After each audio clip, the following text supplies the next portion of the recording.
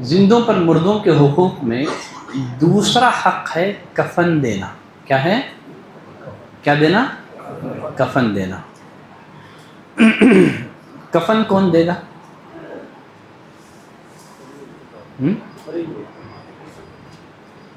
میت کے کفن کا انتظام میت کے مال سے کیا جائے گا، اس لیے کہ میت دوسروں کے بنسبت اپنے مال کا زیادہ حقدار ہے۔ میت کے کفن کا انتظام خود میت کے مال سے کیا جائے گا۔ اگر کوئی شخص اپنی طرف سے میت کو کفن دے دے یہ بھی جائز ہے، یہ بھی جائز ہے۔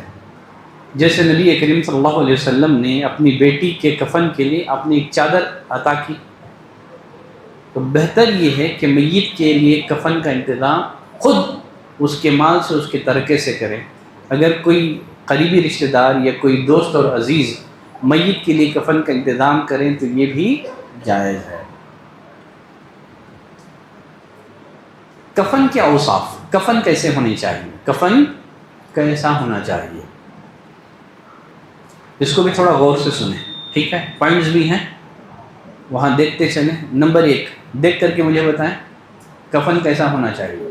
نمبر 1 کفن اچھا اور جسم کو چھپانے والا ہونا چاہیے، اچھا ہو، پاک صاف ہو اور جسم کو چھپانے والا ہو۔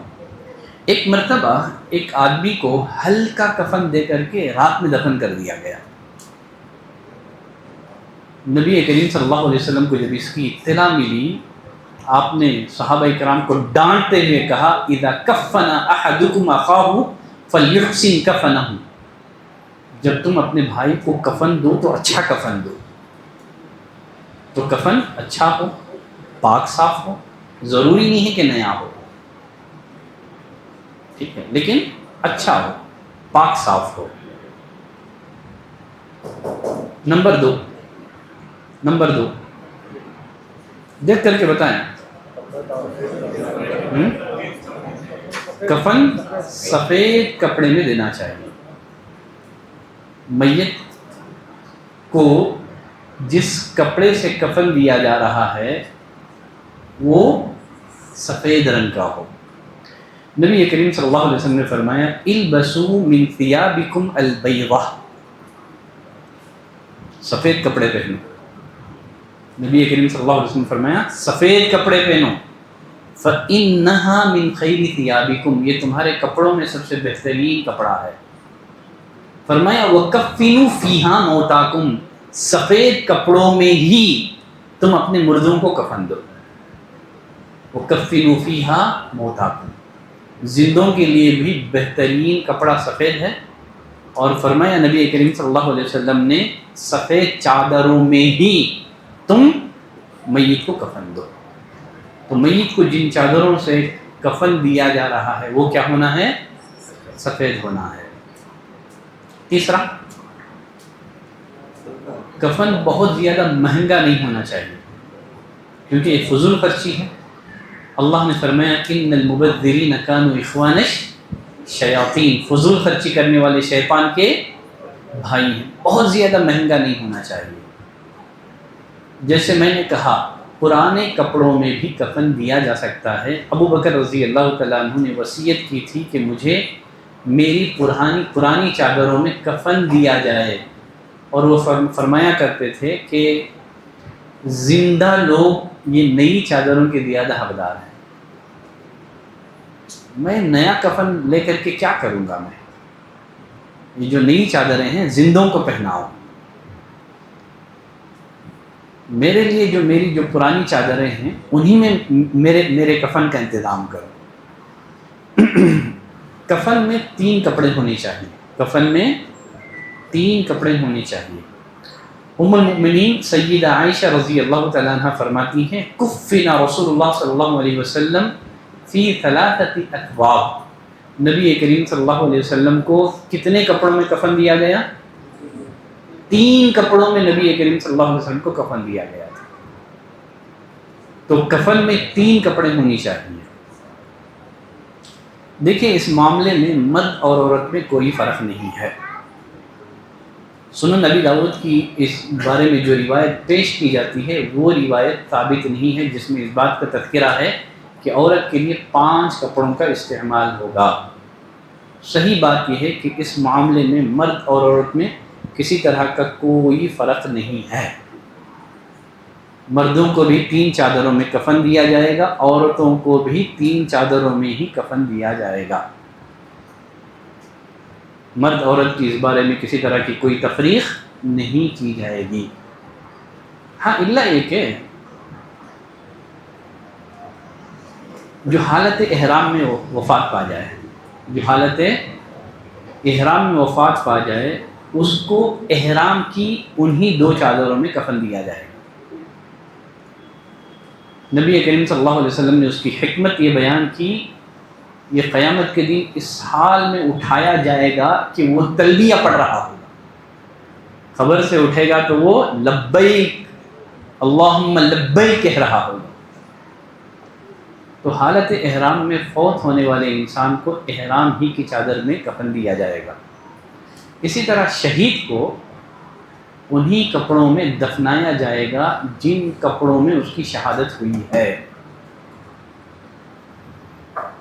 جیسے نبی کریم صلی اللہ علیہ وسلم نے فرمایا کہ زملوہم فی ثیابہم، انہی کے کپڑوں میں لپیٹ دو۔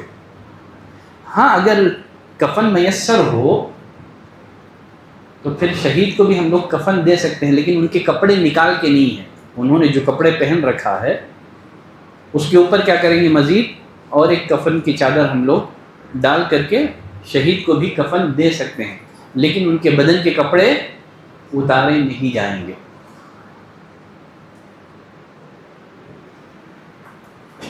دیکھیے اگر کفن کم پڑ جائے،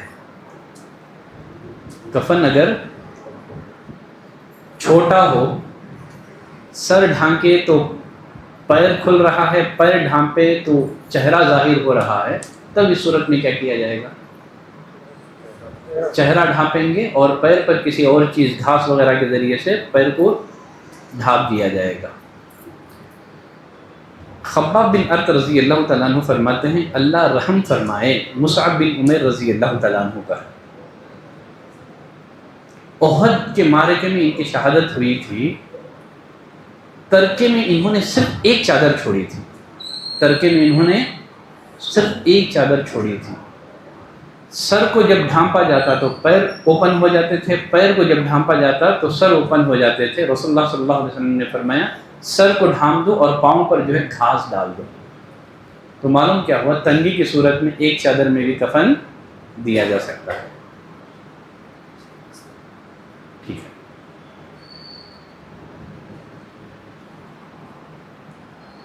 اگر فوت شدہ لوگ زیادہ ہوں، اگر کفن کم ہو تو کیا کریں گے، میت بہت زیادہ ہے،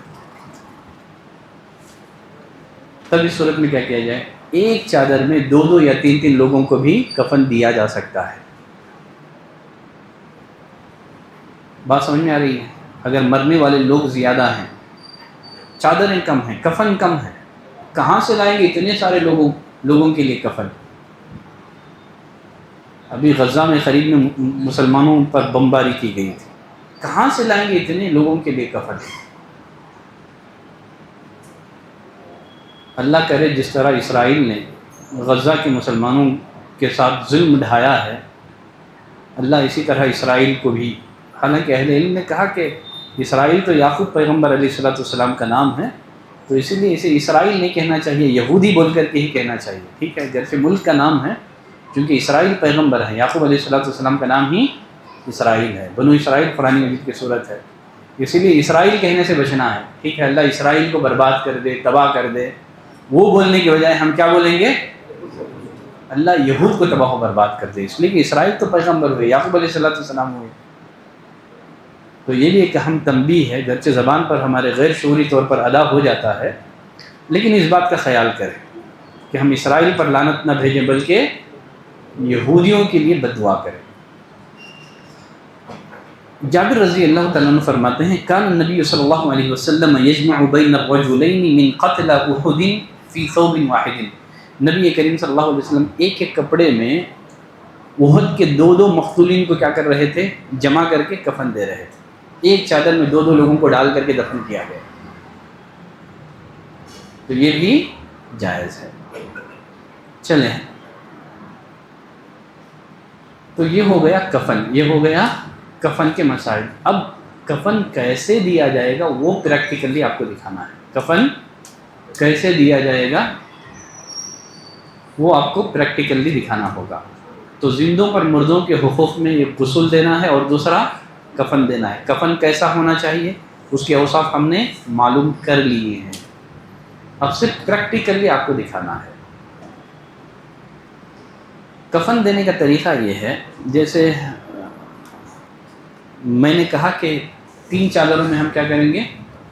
3 چادروں میں کفن دیں گے، 3 کپڑے استعمال ہوں گے کفن میں۔ ہم سیم سائز کی 3 چادریں پھاڑ لیں گے،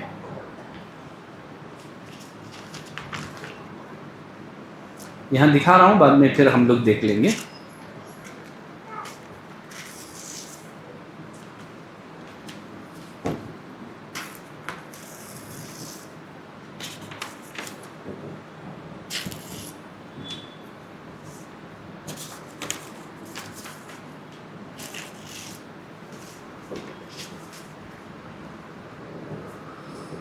کفن کیسے دیا جائے گا؟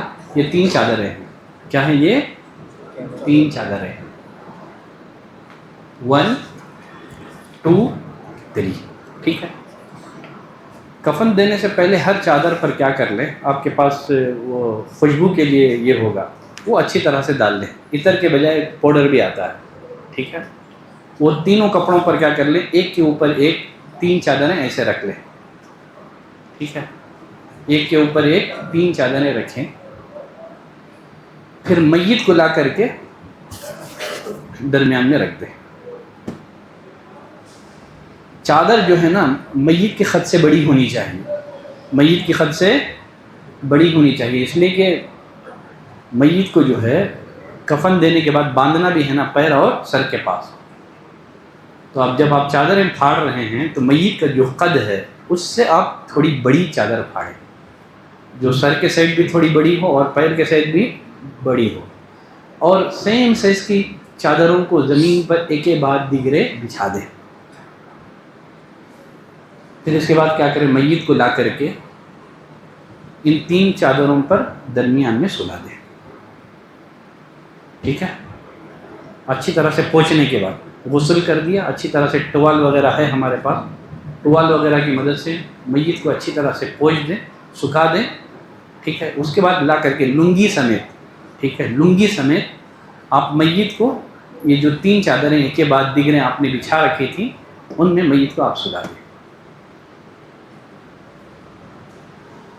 سلانے کے بعد اب ایک ایک چادر آپ لپٹنا شروع کریں گے، پہلے دائیں سائڈ کی ایسا، پھر اس کے بعد بائیں سائڈ کی۔ آپ ایسا لپٹنے کے بعد جو لنگی وغیرہ ہے نا نکال دیں، اب تک آپ نے لنگی نہیں نکالی تھی، جس لنگی میں آپ نے میت کو غسل دیا تھا وہ لنگی ابھی جسم پر ہے۔ ایک چادر آپ نے کیا کیا، جو پہلا کفن ہے لپیٹنے کے بعد جو لنگی اس نے پہنی تھی وہ کیا کریں، آہستہ سے اس انداز سے نکالیں کہ سطر نہ کھلیں، سطر ظاہر نہ ہوں۔ پھر اس کے بعد بقیہ چادروں کو بھی کیا کریں، رائٹ لیفٹ کہہ کر کے تینوں چادروں سے میت کو کفن دے دیں۔ بات سمجھ میں آ گئی؟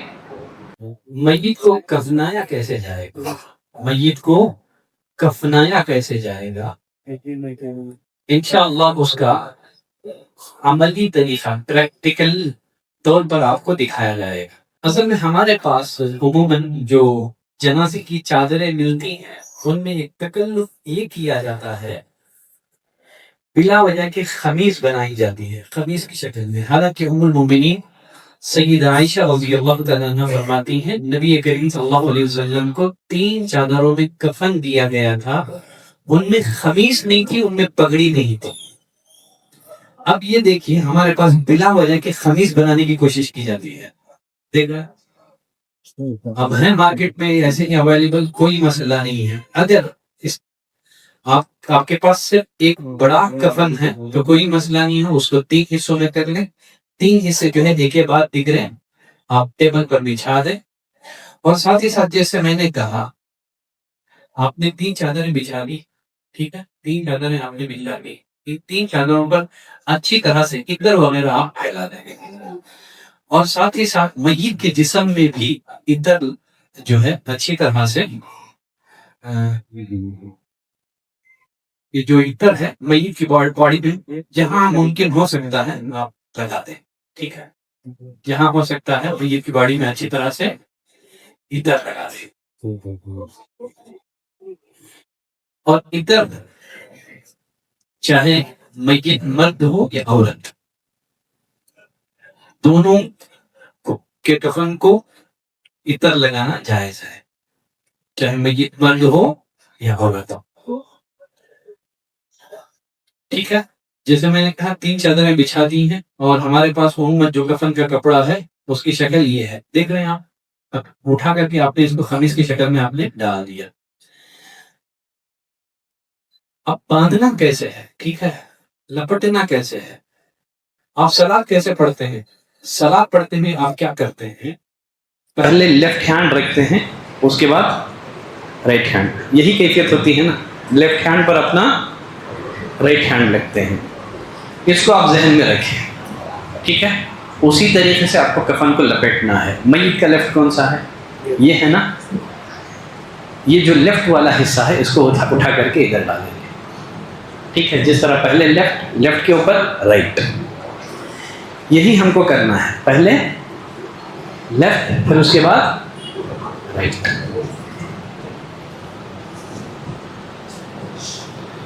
سیم ایسے ہی ہے، پہلے لیفٹ، بعد میں رائٹ، لیفٹ اور رائٹ. نیچے 3 چادریں رکھنے سے پہلے اگر آپ چاہیں تو پہلے سے ہی کیا کر سکتے ہیں، یہ جو دکھ رہے ہیں آپ کو ٹائی، ایک بڑی آتی ہے دیکھیے درمیان میں، یہ سائڈ کے ہیں 2، یہ ادھر سر اور پیر باندھنے کے لیے اس طرح کے 2 ٹائی آتے ہیں، اور ایک درمیان کے لیے ایک بڑا آتا ہے دیکھیے. ہاں یہ دیکھیے، یہ درمیان کا ہے یہ. ٹھیک ہے، اس کو آپ درمیان سے ڈال لیں.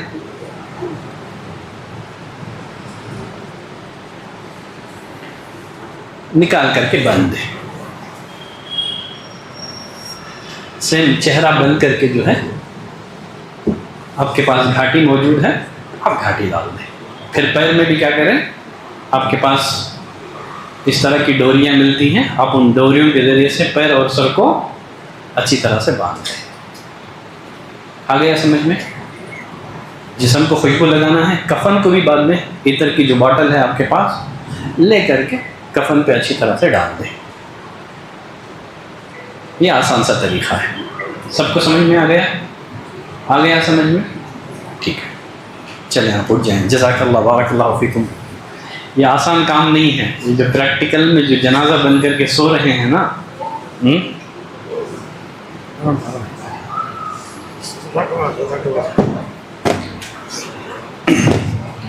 بعض دفعہ ہوتا ایسے ہے، جگہ کی تنگی ہوتی ہے، جگہ کی تنگی ہوتی ہے. جس جگہ میت کو غسل دیا جاتا ہے اسی جگہ آپ کو کفن بھی پہنانا ہوتا ہے. آپ نے جس ٹیبل پر غسل دیا ہے، کپڑے سے آپ کیا کریں، ٹیبل کو ایک دفعہ سے اچھی طرح سے پوچھ لیں. ٹھیک ہے، اس کے بعد کیا کریں، آپ اس طرح سے لپیٹ کے رکھ لیں چادروں کو، درمیان ادھر سے لپیٹ کے درمیان میں لا لیں. ہاں،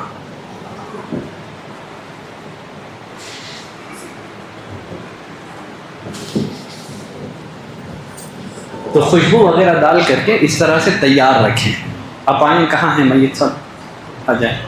ہاں، کوئی بھی آ جائیں، آپ بھی آ جائیں، یہ بھی آ جائیں.